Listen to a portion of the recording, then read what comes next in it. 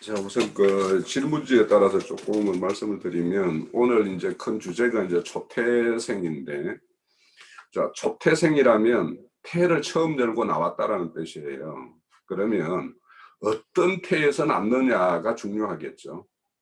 자, 그러면 지금 이전에 6월절을 먹을 때 우리 12장에서 그 바로의 어떤 초태생들은 다 이렇게 쳐죽임을 당하는 그날에 피 발린 집은 다 이렇게 그 심판이 유월되어서 다 살아났죠. 그러면 이 태라는 거는 바로 피 발린 집이에요. 피 발린 집에서 난 것을 초태생이라고 하는 거예요. 그러면 오늘날 앞으로 이제 거룩히 구별된다라는 것도 그 피 발린 집에서 난 거는 당연히 구별이 되는 거죠. 구별이 되는 것이고, 거기에서 났다고 해서 그러면 다시 그자가 그러면 뭐 이렇게 타락해서 변질되어서 뭐 그렇지 않느냐? 아, 얼마든지 그럴 수가 있죠. 그러면 처음 날 때 구별돼서 났으면 그 구별됨을 지키는 것이 또 우리의 어떤 신앙생활이 되겠죠. 그래서 이 피 발린 집에서 태어난 것, 그러면 오늘날로 보면 피 발린 집이 교회이겠죠. 그럼 교회에서 통해서 그 교회라는 태를 통해서 난 그 초태생들이 하나님 걸로 이렇게 구별되어지고 이렇게 되어야 될 것이고, 그러면 이제 육적인 장자의 어떤 표상이 뭐냐?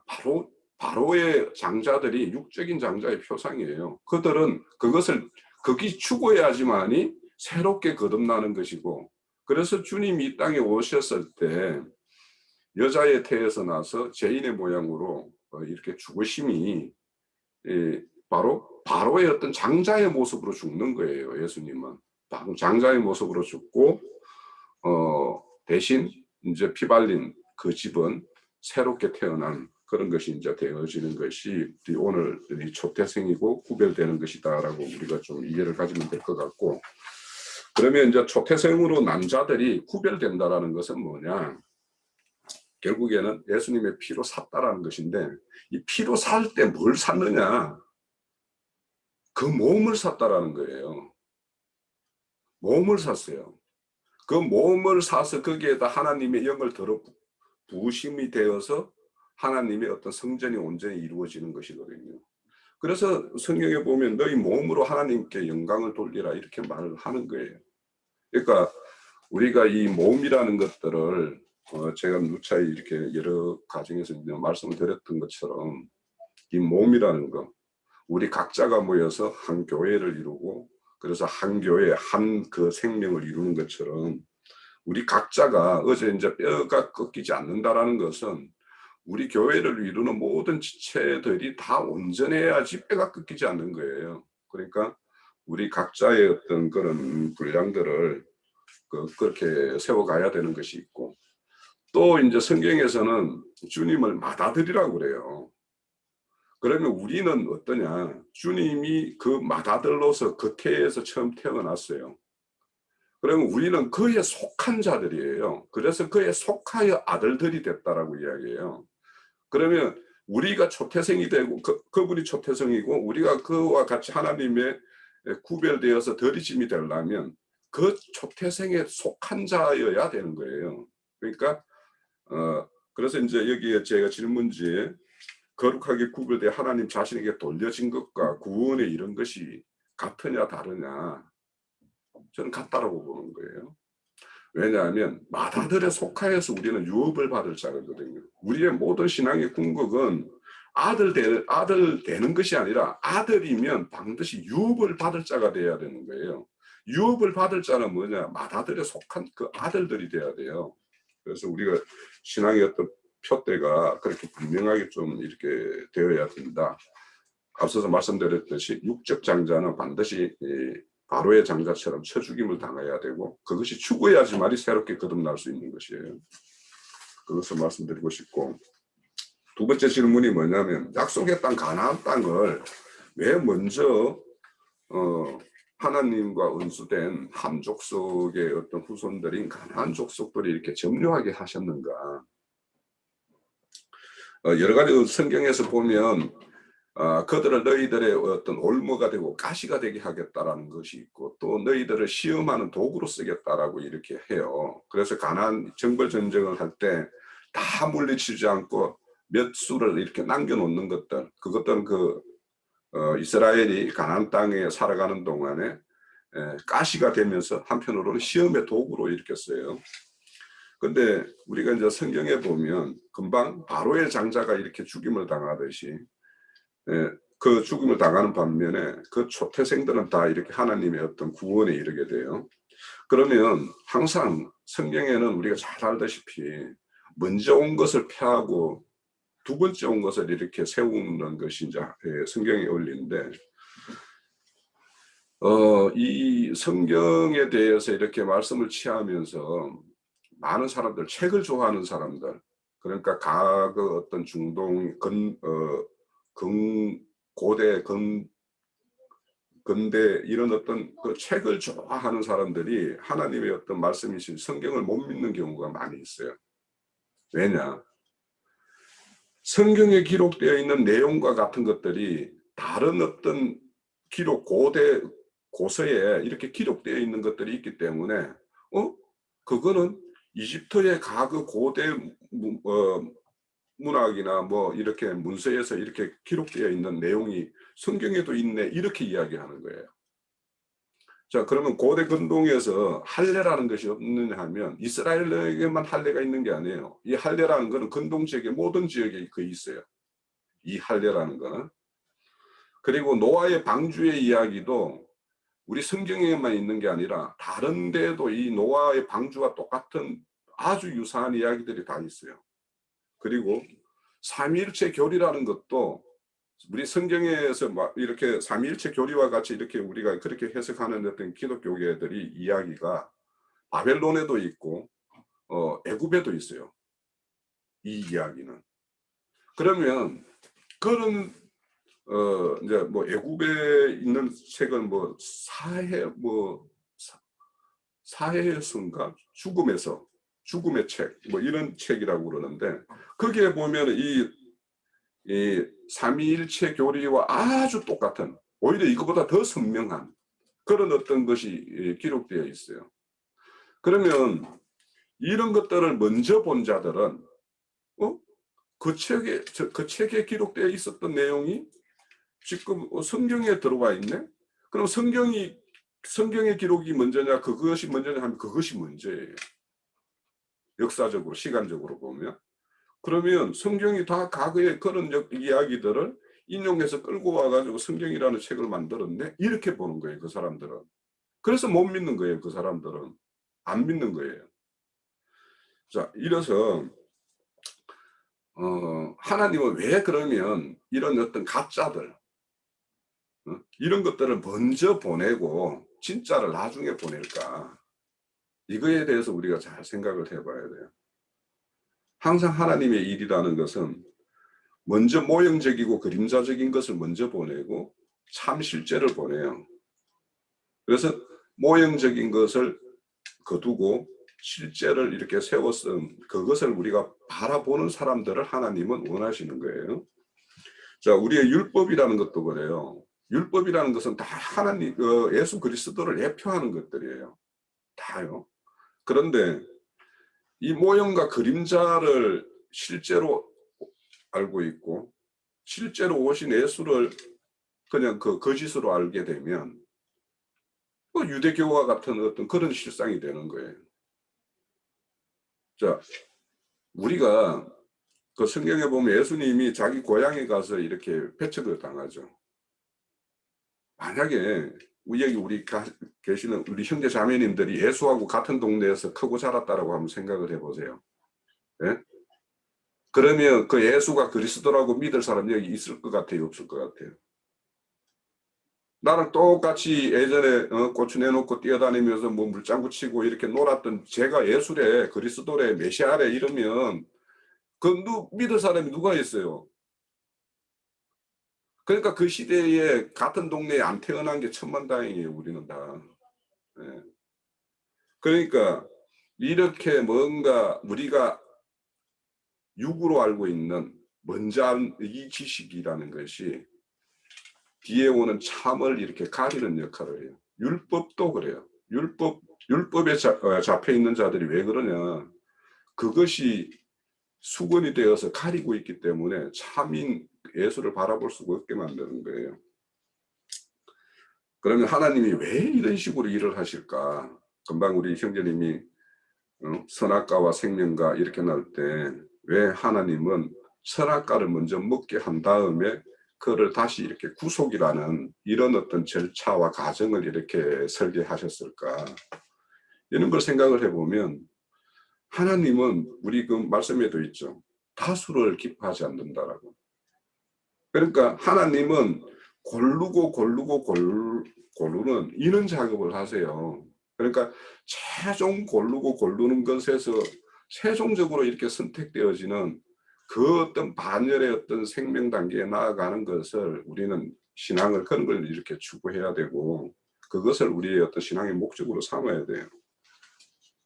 그래서 생명의 어떤 그 단계가 천천만층 구만층이라는 것을 이걸 믿지 않는 사람들이 많이 있죠.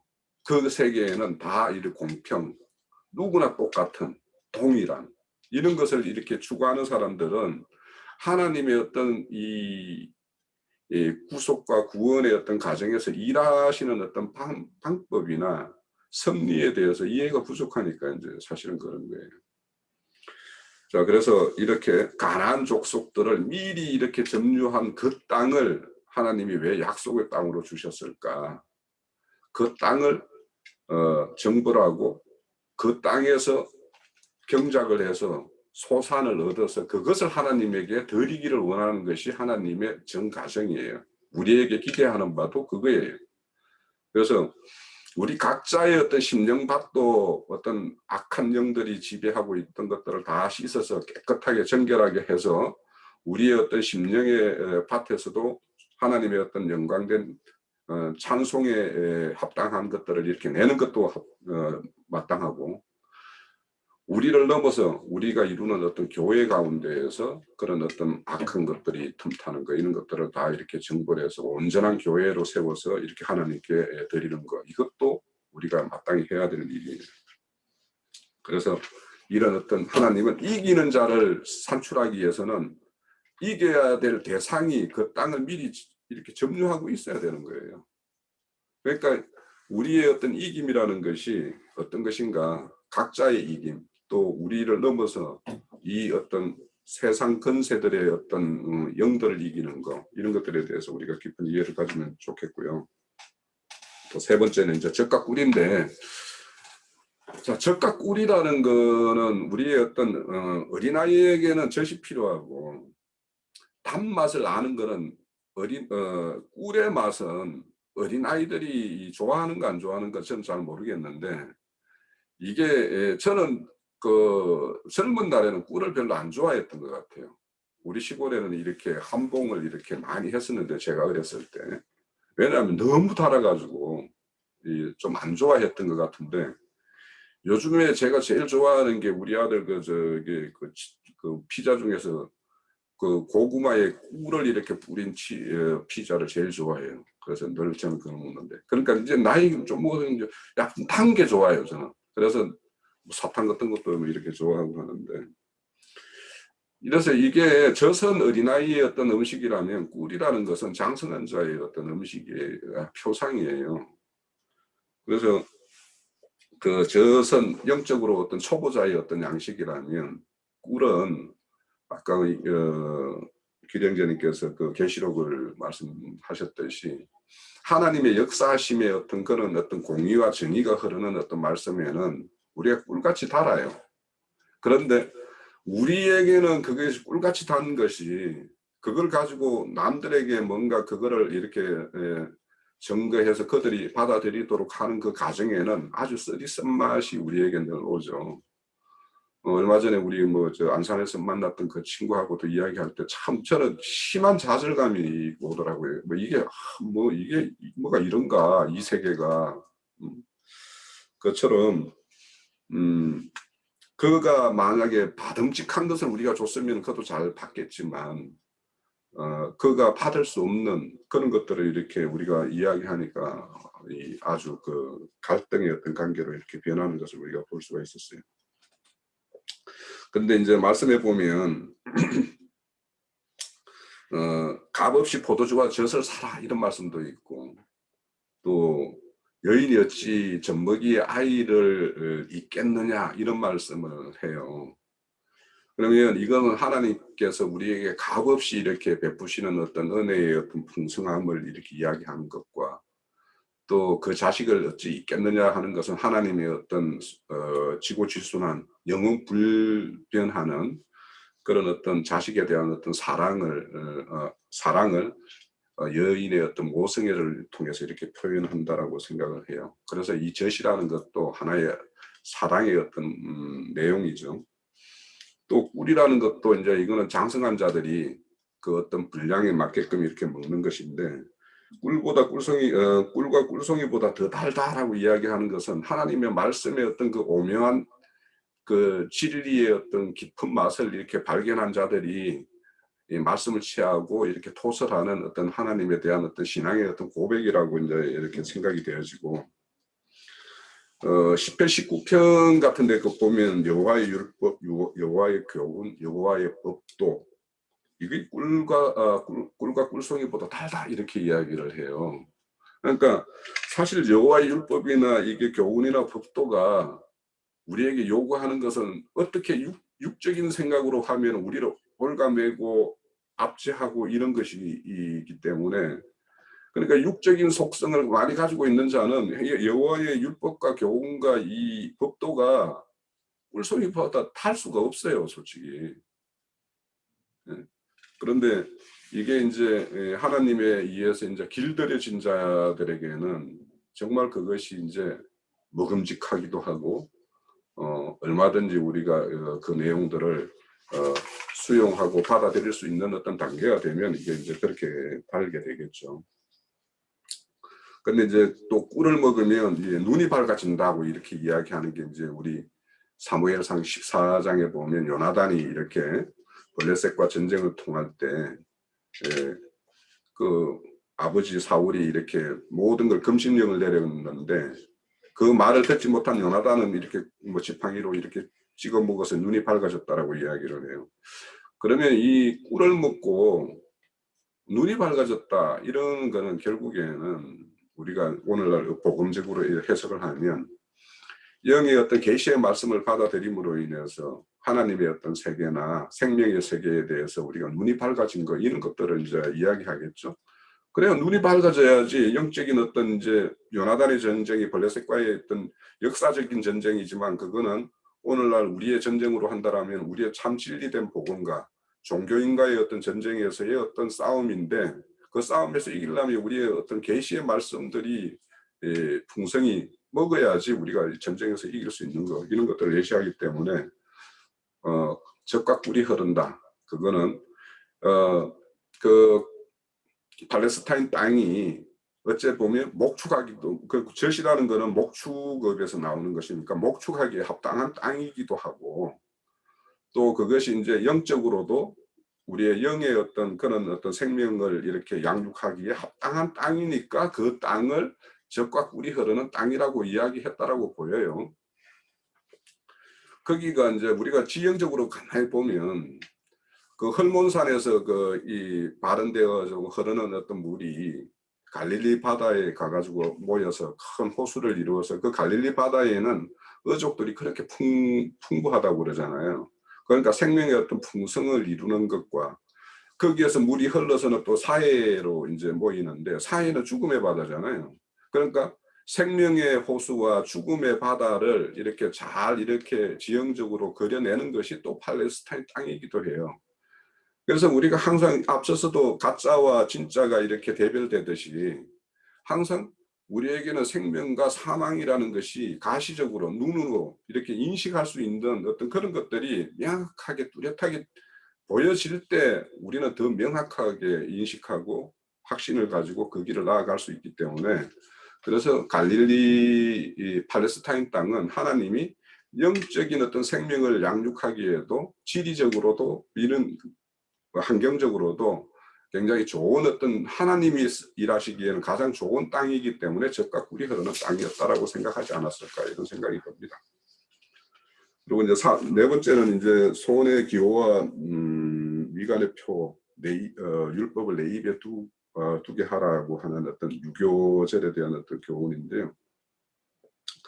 항상 이런 것들은 결국에는 손의 어떤 기호와 미간의 표로 삼으라는 것은 잊지 말으라는 거죠. 결국에는 그 어떤 기념일이 가지고 있는 의미에 대해서 잊지 말으라는 건데, 그러니까 6월절이나 무교절이라는 것은 하나님의 어떤 큰 권능으로서 애굽의 종로로 됐던 그 이스라엘을 해방시켜서 자유인으로 이렇게 풀어낸 어떤 사건이기 때문에 그 어떤 하나님이 행하신 어떤 그 권능, 큰 능력 이런 것들을 늘 기억하고 하나님은 온전히 하나님으로 이렇게 모실 것을 후손들에게 잘 이렇게 양육하고 가르치라는 어떤 그런 교훈이고, 또 본인들도 그런 어떤 하나님의 어떤 행하신 거 이런 것들을 잊지 말고 하라고 하지만, 결국에는 가나안 땅 들어가면 이스라엘이 모든 것을 잊어버리고 하나님의 모든 역사를 잊어버리고 가나안 족속들이 섬기는 신들을 섬기는 걸로 이렇게 나아가잖아요. 그래서 미리 가나안 땅에 가면 어떻게 될 것을 아시는 하나님께서 당부하는 어떤 그런 말씀이다, 그렇게 생각이 되어지고, 그래서 우리도 이제 이런 어떤 하나님의 어떤 신앙의 과정을 가는 동안에 여러 가지의 어떤 그런 우여곡절을 겪을 수도 있는데, 하나님의 그 크신 능력을 믿는다라면 하나님께서 이제 우리에게도 합당한 걸로 이렇게 응답할 걸 믿고 행하면 그 또 좋은 날이 있을 거라는 거, 그런 것들을 우리가 소망으로 품고 살아야죠. 자, 제가 증거하는 말씀 요 정도로 하고요. 오늘은 일단 1절에서 10절까지 정도로만 말씀을 나누고 다음 주에 나머지는 나눈 걸로 하고, 또 이렇게 생각나는 말씀이 있어서요. 네. 신명기 28장을 보면 그래서 젖과 꿀이 흐르는, 이제 젖과 꿀을 우리가 보면 젖은 어린아이의 음식이고 꿀은 장성한 자의 음식이라고 이제 우리가 알고 있는데, 그러면 가나안 땅에서 젖과 꿀이 흐른다고 하는 것이 무슨 땅인가, 무슨 뜻인가? 근데 이 말씀을 묵상하면서 저는 신명기 28장에 내 머리 위에 하늘은 노시 되고 내 아래의 땅은 철이 될 것이며, 이 말씀이 생각이 났어요. 그래서 그게 신명기 28장인데, 신명기 28장이 복과 저주가 선포되는 말씀이에요. 그 이제 1절부터 쭉 보면 내가 들어와 내 1절 보면 내가 내 하나님 여호와의 말씀을 삼가 듣고 오늘 내게 명령하는 그 모든 명령을 지켜 행하면 내 하나님 여호와께서 너를 세계 모든 민족 위에 뛰어나게 하실 것이라. 그리고 이제부터 복이 쭉 나옵니다. 말씀을 청정하면 이 모든 복이 내게 임하여 이르리니 성읍에서도 복을 받고 들에서도 복을 받고 내 몸의 자녀와 내 토지의 수산과 내 짐승의 새끼와 소와 양의 새끼가 복을 받을 것이며 내 광주리와 떡반죽 그릇이 복을 받을 것이며 들어와도 복을 받고 나가도 복을 받을 것이라, 이렇게 얘기해 놓으셔요. 이제 쭉 나가는데, 근데 이제 여기에 또 말씀하세요. 근데 네가 불순종하고 우상을 섬기고 하면, 딱 이렇게 나옵니다. 그 몇 절부터 하냐면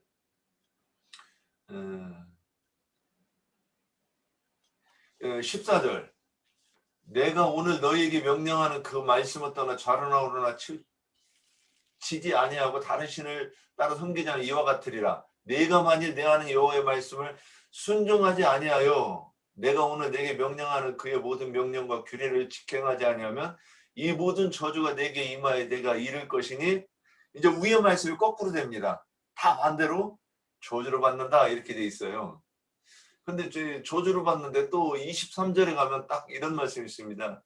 내 머리 위에 하늘은 노시 되고 내 아래에 땅은 철이 될 것이며, 그러면 이게 아까의 말씀, 이 젖과 꿀이 된다는 말씀과 반대가 되는 것이 아닌가.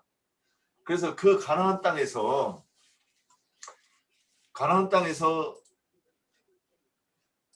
어떤 그 삶을 사느냐에 따라서 하나님의 말씀이 복이 되기도 하고 저주가 되기도 하는데, 젖과 꿀이 흐르기도 하고 아예 그 하늘에서 비도 안 내리고 땅바닥은 철바닥이 되어가지고 소산을 내지 않는 그런 땅이 된다고 하는 말씀이 젖과 꿀이 흐르는 말씀과 대비되어 가지고 우리가 봐야 되는 말씀이 아닌가 싶었습니다.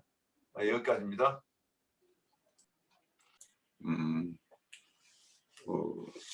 출애굽기 13장 오늘 첫 시간으로 뭐 우리가 예정했던 분량대로는 어느 정도 이야기를 나누었고 이렇게 했다고 생각이 됩니다.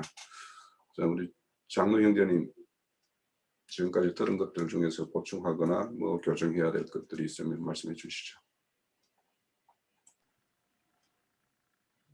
오늘 우리 저희 지체들 주님께서 큰 축복을 주셨어요. 뭐 그러고 나는 사람 칭찬하면 안 되는데 교만해질까 봐. 우리 유영재님이 뭐 말씀을 증거하면 마음이 편안해져. 왜냐하면 진리를 너무 또박또박 불편함 없이 잘 명확하게 전하니까. 우리 형제들도 다 이런 능력이 주어진 걸 바래요. 그 다음에 오늘 나누는 말씀들 중에서 우리 형제들이 뭐 잘못 증거한 것은 하나도 없고 아주 다 잘 전했는데, 조금 추가를 하고 싶다고 표현할 수 있는, 이게 이제 이 무교절 절기를 지키라는 율법 말씀을 주시는 건데, 모세를 통해서 이것은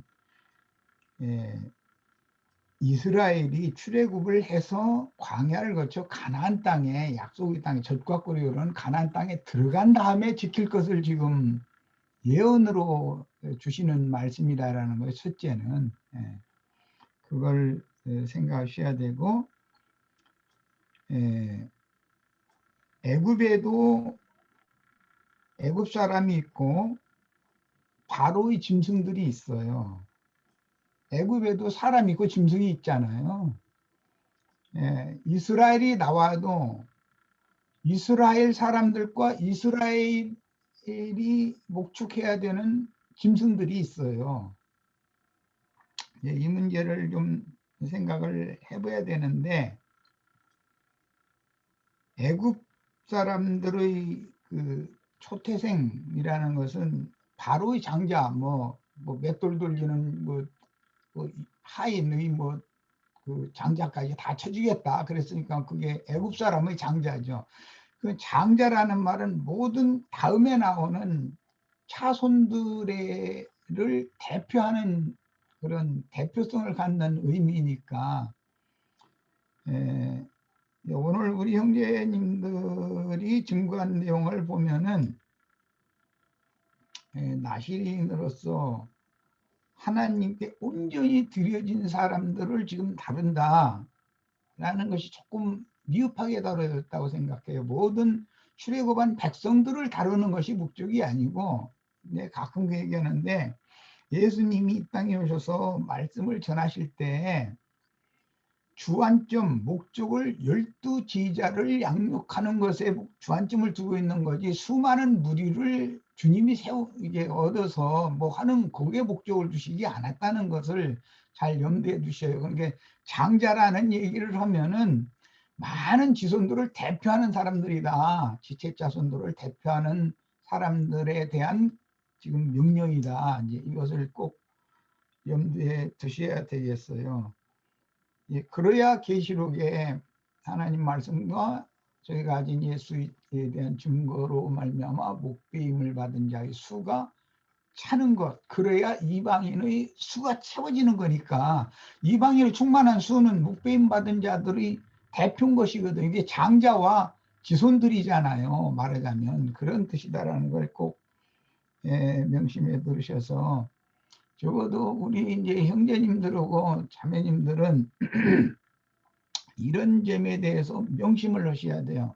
그 형제 자매님들은 어마어마한 책임이 있어요. 출애굽을 할 때부터 가나안 땅에 들어가서 전쟁을 종결할 때 그 이후 하나님을 섬기는 모든 법칙 절기를 지킬 때 다 지파별로 하는 거예요. 그 지파장의 이름으로 그 지파의 그 생명의 계보 순서에 따라서 줄을 세우는데 그렇게 세운단 말이야. 그걸 꼭 염두에 두셔야 돼요. 기업을 상속받는 건 반드시 생명의 질서를 따라서 기업을 분배해 주는 것이기 때문에 장자라고 하는 것이 얼마나 중요한 말인가, 초태생이라는 말이 얼마나 중요한 말인가를 꼭 이해를 명확하게 할 필요가 있다라고는 이제 오늘 들으면서 그 생각을 했어요.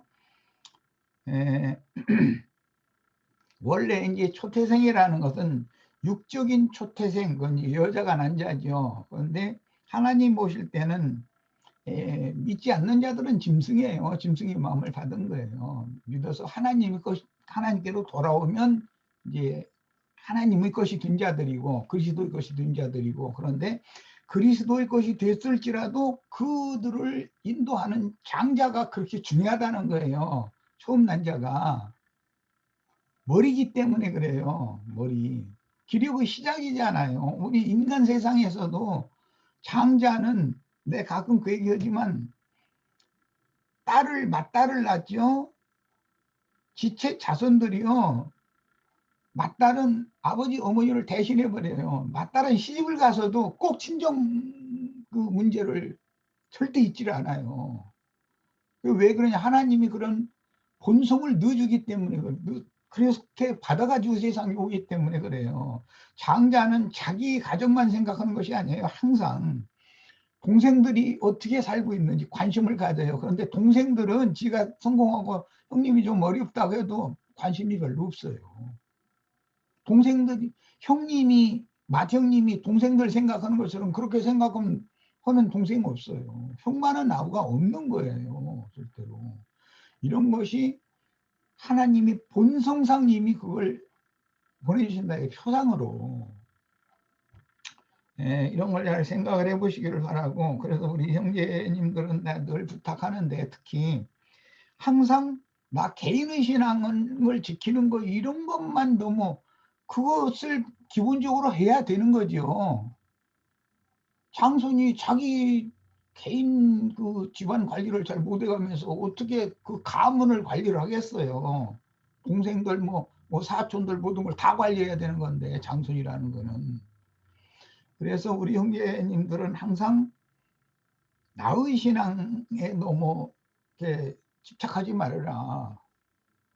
맡긴 사명을 더 크게 생각해라, 이걸 강조를 한 거예요. 교회를 생각해라 이거예요. 항상 장성한 자는 항상 부모님과 교회를 생각해요. 어린아이는 엄마 아빠든 할아버지 할머니든 다 자기에게만 관심을 가져주기를 바라는 거예요. 항상 그래요. 그런데 그건 생명력이기 때문에 너 왜 그러느냐고 말할 수가 없어요. 생명이 어려서 그런데 그걸 어떻게 할 거예요. 뒷바라지다 해줘야지. 그 다음에 초태생 얘기가, 아까 우리 홍 형제님이 너무 좋은 걸 지적을 했어요. 이스라엘의 초태생은 대속제물인 유월절 양의 피를 묻혀가지고 나오는 거예요. 문에다가 피를 뿌리고 발라놓는 것은 그 문에서 먹은 사람들이 출애굽을 그 문을 거쳐 나와야 되니까 그러는 거예요. 그런데 애굽의 장자나 바로의 짐승들은 육의 피를 묻혀가지고 나오는 거고, 출문을 할 때 하나님의 이스라엘은 대속제물의 피를 묻혀가지고 나온단 말이에요. 그러니까 혈과 육으로 태어나지만 반드시 이스라엘은 대속이 필요하다 이런 말이에요. 대속의 피뿌림을 반드시 받아야 된다. 그걸 지금 강조하는 거예요. 그러니까 이것은 생명의 문제거든요.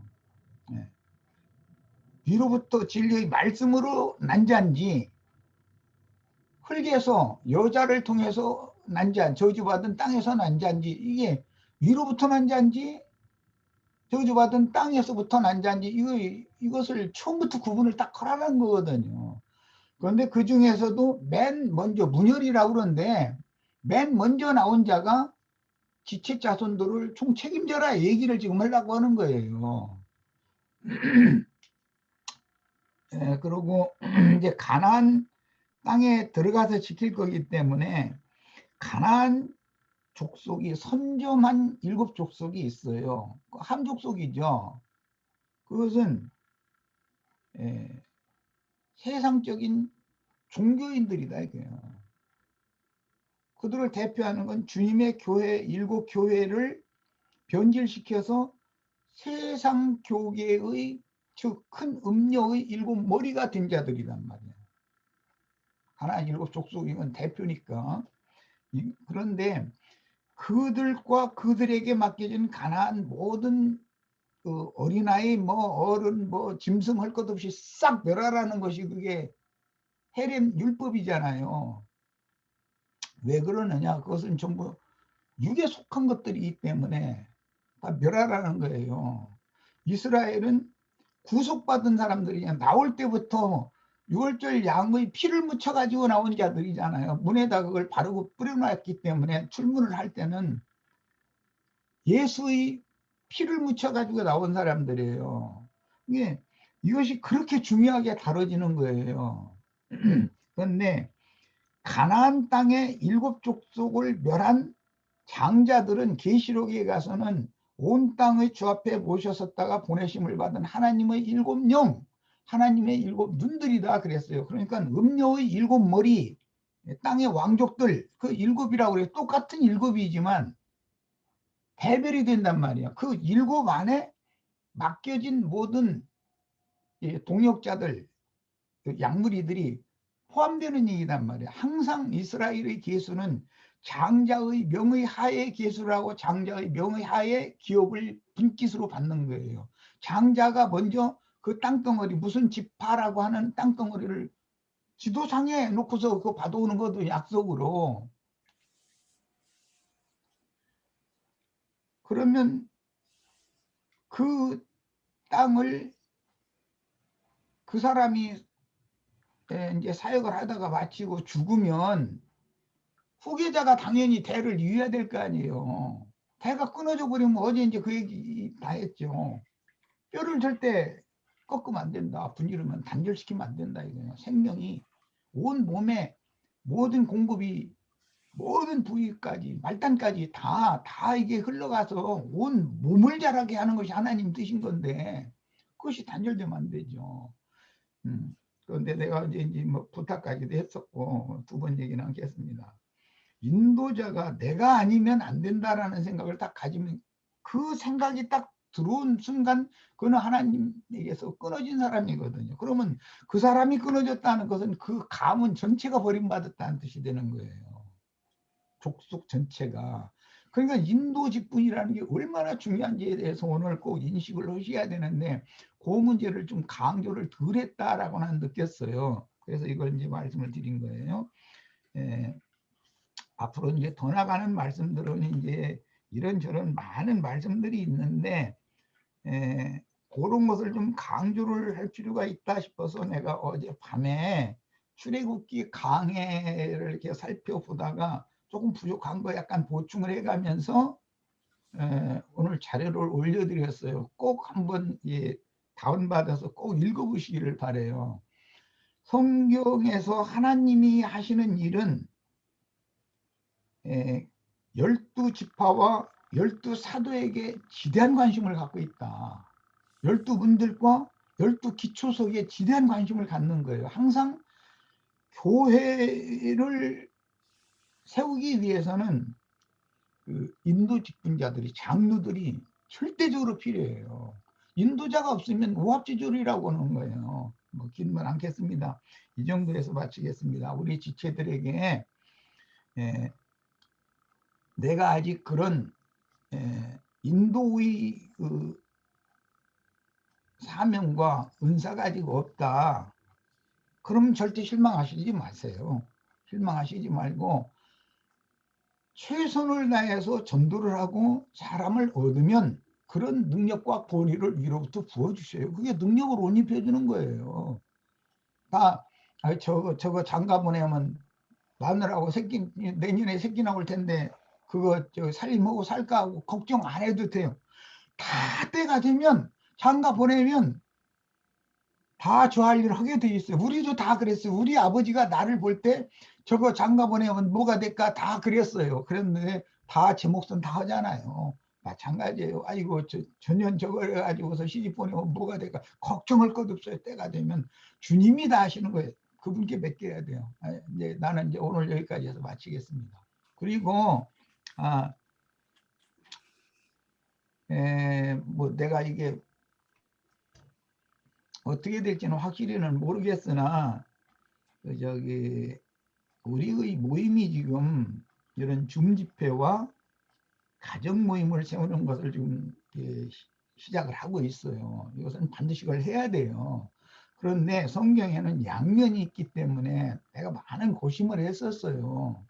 왜냐하면 집에 있는 교회를 실행을 하는 면도 있지만 50명씩 100명씩 무리로 앉혀놓고서 그 장자권자들에게 떡이나 포도주, 뭐 숯불에 구운 뭐 생선 등을 이렇게 그들에게 먼저 분배를 해주는 거예요. 그럼 그들이 나가서 전체에게 분배를 하거든요. 50명이나 100명에게.